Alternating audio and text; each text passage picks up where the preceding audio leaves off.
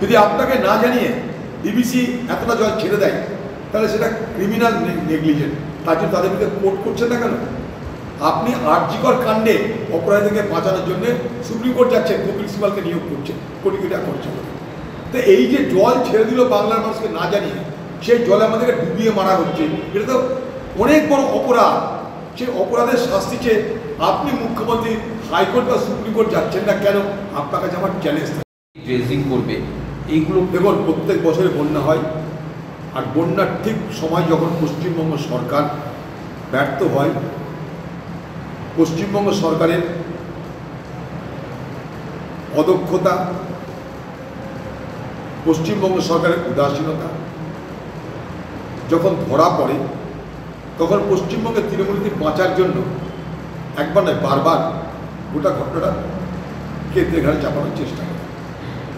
এটা বরাবরই তাই। এটাই পশ্চিমবঙ্গের মুখ্যমন্ত্রী। তদন্ত তিনি বললেন আমি নিজে করব, আমার রাজ্যে ঘটনা আমি তদন্ত করব। এখন যা বুঝার সিবিআই বুঝে নেবে। ঠিক একইভাবে বন্যা, এই বন্যা তো রাজ্যের বিষয়। আমার রাজ্যের বন্যা প্রতিনিধি আমি কী ব্যবস্থা করছি তার কি কোনো কৈফিয়ত দেওয়ার প্রয়োজন আছে বলুন তো? সেচ দপ্তরে, সেচ বিভাগে পশ্চিমবঙ্গ সরকার কত টাকা খরচ করেছে বন্যা নিয়ন্ত্রণের জন্য আমরা দেখেছি হিসাবটা দিই। ভাঙন নিয়ন্ত্রণের জন্য পশ্চিমবঙ্গ সরকার সেচ দপ্তরের মাধ্যমে কত টাকা খরচ করেছে আমাদেরকে একটু হিসাবটা দিই। বন্যা আসবে, ম্যানমেড বন্যার গল্প শুনতে হবে। আমি বলছি এটা ওম্যানমেড, কারণ বন্যা তো আসবেই পশ্চিমবঙ্গে। পশ্চিমবঙ্গের ভাগ্যে নির্ধারিত আছে উপরের জল নিচে আসবে, বন্যা আমাদের হবেই হবে। We are destined to face the onslaught of flood and fury. এটা আমাদের হতেই হবে, কারণ নিচের রাজ্য আমাদের।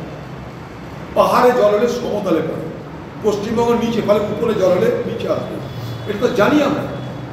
কিন্তু আজ পর্যন্ত পরিকল্পনা কোথায়? এই মুর্শিদাবাদ জেলায় কাঁদি মাস্টার প্ল্যান কোনো মুখার্জিকে ধরে বহু বছর আগে করে দিয়েছিলাম, ওই ঘাটাল হয়েছে এখনো পর্যন্ত। পশ্চিমবঙ্গের নদীর যে জল, সেই নদীর জল কিন্তু সম্পদ হতে পারে আমাদের, যদি সেচ দপ্তরকে ঠিক মতন আমরা কাজে লাগাতে পারি। সেখানে তো চুরি ছাড়া কোনো গল্প নাই, টাকা মাটি, মাটি টাকা ছাড়া কোনো গল্প নাই সেখানে। আজকে যখন বন্যা আসছে, এখন মুখ্যমন্ত্রী জলের মধ্যে পায়ের পাতা বিছিয়ে বাংলার মানুষের কাছে তিনি সহানুভূতি আদায়ের চেষ্টা করছেন। অথচ এই জল যখন নামবে, তার হাত থেকে বাংলার মানুষকে রক্ষা করার জন্যে তার কাছে কোনো ব্যবস্থা নেই।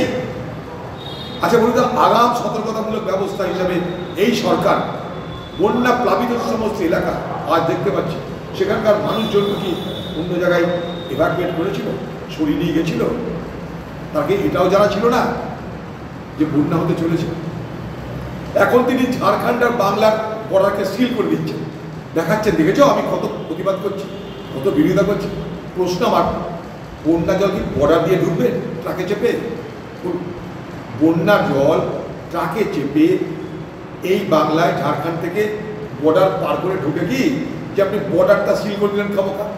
এই বর্ডার সিল করলেন কিসের জন্য তা আমাদের জানা নাই। বর্ডার সিল করা মানে আমাদের রাজ্যের সমস্ত জিনিসের দাম বেড়ে যাবে, আরেক বিপদের মধ্যে পেয়েছে। কিন্তু আপনি দেখাবেন না না না কেন্দ্রের বিরুদ্ধে আমি জিহাদ করেছি তাই বর্ডার সিল করে দিলাম, যেন সমস্ত বন্যার জল বর্ডার পার হয়ে ট্রাকে চেপে বাংলায় ঢুকছে। হাস্যস্কর। আর প্রত্যেক বছর মতন এবারও ডিবিসি জল ছেড়ে দিয়েছে। ডিবিসিতে যে রেগুলেটরি কমিটি বোর্ড আছে, তুমিও মেম্বার, তখন আগে বলেছে কথা, আমরা অনেক আগে বলেছি।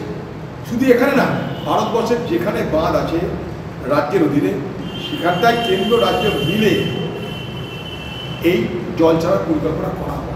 এটা এখানে না, ইউনিভার্সাল মেকানিজম, সর্বত্র। সে দক্ষিণ ভারতেও যা হবে, পূর্ব ভারতেও তাই। অতএব মুখ্যমন্ত্রী কথা বলা মানে আমি তাকে প্রথমে বলতে চাই, আপনি যেন ডাহা মিথ্যাবাদী, কারণ আপনার অজান্তে কিচ্ছু হয়। আমি চ্যালেঞ্জ করছি, যদি আপনাকে না জানিয়ে ডিবিসি এতটা জল ছেড়ে দেয় তাহলে সেটা ক্রিমিনাল নেগলিজেন্ট। তার জন্য তাদের বিরুদ্ধে কোর্ট করছেন না কেন? আপনি আরজিকর কাণ্ডে অপরাধীকে বাঁচানোর জন্য সুপ্রিম কোর্ট যাচ্ছেন, কপিল সিবালকে নিয়োগ করছেন, কোটি কোটি টাকা খরচা করে। তো এই যে জল ছেড়ে দিল বাংলার মানুষকে না জানিয়ে, সেই জলে আমাদেরকে ডুবিয়ে মারা হচ্ছে, এটা তো অনেক বড় অপরাধ। সেই অপরাধের শাস্তি চেয়ে আপনি মুখ্যমন্ত্রী হাইকোর্ট বা সুপ্রিম কোর্ট যাচ্ছেন না কেন?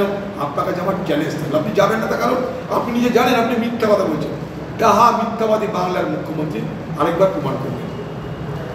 যদি আপনাকে না জানিয়ে ডিবিসি এতটা জল ছেড়ে দেয় তাহলে সেটা ক্রিমিনাল নেগলিজেন্ট, তার জন্য তাদের বিরুদ্ধে কোর্ট করছেন না কেন? আপনি আরজিকর কাণ্ডে অপরাধীকে বাঁচানোর জন্য সুপ্রিম কোর্ট যাচ্ছেন, কপিল সিবালকে নিয়োগ করছেন, কোটি কোটি টাকা খরচা করে। তো এই যে জল ছেড়ে দিল বাংলার মানুষকে না জানিয়ে, সেই জলে আমাদেরকে ডুবিয়ে মারা হচ্ছে, এটা তো অনেক বড় অপরাধ। সেই অপরাধের শাস্তি চেয়ে আপনি মুখ্যমন্ত্রী হাইকোর্ট বা সুপ্রিম কোর্ট যাচ্ছেন না কেন? আপনার কাছে আমার চ্যালেঞ্জ থাকে। ড্রেজিং করবে এইগুলো দেখুন, প্রত্যেক বছরে বন্যা হয়, আর বন্যার ঠিক সময় যখন পশ্চিমবঙ্গ সরকার ব্যর্থ হয়, পশ্চিমবঙ্গ সরকারের অদক্ষতা, পশ্চিমবঙ্গ সরকারের উদাসীনতা যখন ধরা পড়ে, তখন পশ্চিমবঙ্গের তৃণমূলকে বাঁচার জন্য একবার নয় বারবার গোটা ঘটনাটা কেন্দ্রের ঘাড়ে চাপানোর চেষ্টা করে। এটা বরাবরই নেই, এটাই পশ্চিমবঙ্গের মুখ্যমন্ত্রী। তদন্ত তিনি বললেন আমি নিজে করব, আমার রাজ্যে ঘটনা আমি তদন্ত করব, এখন যা বুঝান সিবিআই বুঝে নেবে। ঠিক একইভাবে বন্যা, এই বন্যা তো রাজ্যের বিষয়।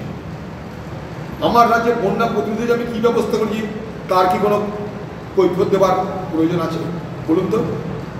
সেচ দপ্তরে, সেচ বিভাগে পশ্চিমবঙ্গ সরকার কত টাকা খরচ করেছে বন্যা নিয়ন্ত্রণের জন্য আমরা দেখেছি, হিসাবটা দিই। ভাঙন নিয়ন্ত্রণের জন্য পশ্চিমবঙ্গ সরকার সেচ দপ্তরের মাধ্যমে কত টাকা খরচ করেছে আমাদেরকে একটু হিসাবটা দিই।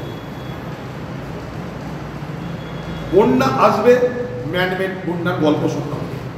আমি বলছি এটা ওম্যানমেড, কারণ বন্যা তো আসবেই পশ্চিমবঙ্গে। পশ্চিমবঙ্গের ভাগ্যে নির্ধারিত আছে উপরের জল নিচে আসবে, বন্যা আমাদের হবেই হবে।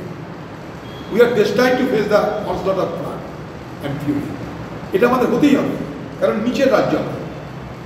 পাহাড়ে জল হলে সমতলে পড়ে, পশ্চিমবঙ্গের নিচে, ফলে উপরে জল হলে নিচে আসবে, এটা তো জানি আমরা। কিন্তু আজ পর্যন্ত পরিকল্পনা কোথায়? এই মুর্শিদাবাদ জেলায় কাঁদি মাস্টার প্ল্যান কোনো মুখার্জিকে ধরে বহু বছর আগে করে দিয়েছিলাম, ওই ঘাটাল হয়েছে এখনো পর্যন্ত। পশ্চিমবঙ্গের নদীর যে জল, সেই নদীর জল কিন্তু সম্পদ হতে পারে আমাদের, যদি সেচ দপ্তরকে ঠিক মতন আমরা কাজে লাগাতে পারি। সেখানে তো চুরি ছাড়া কোনো গল্প নাই, টাকা মাটি, মাটি টাকা ছাড়া কোনো গল্প নাই সেখানে। আজকে যখন বন্যা আসছে, এখন মুখ্যমন্ত্রী জলের মধ্যে পায়ের পাতা বিছিয়ে বাংলার মানুষের কাছে তিনি সহানুভূতি আদায়ের চেষ্টা করছেন, অথচ এই জল যখন নামবে তার হাত থেকে বাংলার মানুষকে রক্ষা করার জন্য